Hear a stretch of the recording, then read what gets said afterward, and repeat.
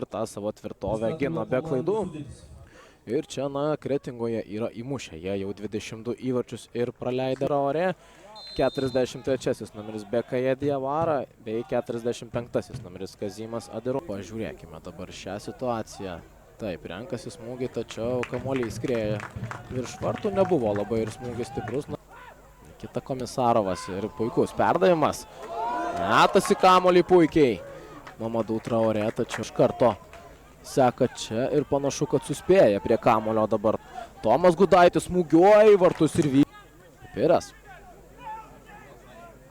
Čia turi šiek tiek erdvės smūgių ir renkasi šis.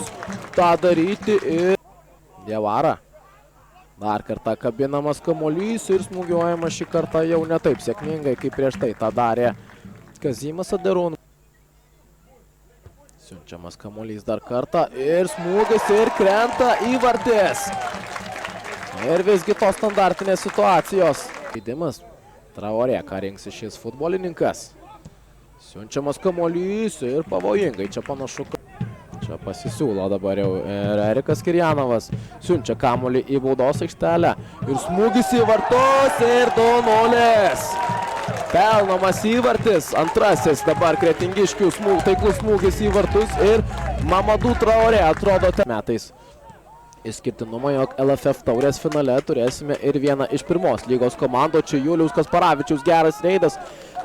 Dvigubinamas iš karto yra kapitonas. Dar kartą sulaukia kamulio Kasparavičius, ieškomas perdavimas ir visgi čia teisėjas.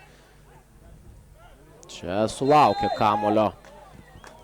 Dabar baudos aikštelėje ir Tomas Gudaitis žovams. Keičiama atakos kryptis. Čia Patrikas Envegbo ir meistriškai susitvarko. Puolėjas pasirodęs po keitimo. Puikiai tikrai uždaro šią situaciją. Nuostabus jo lietimas. Pirmasis buvo krūtinė. Tikrai duoda vaisių. O čia finalinis teisėjo švilpukas jau dabar skamba. Taigi 3-0 baigėsi šios rungtynės.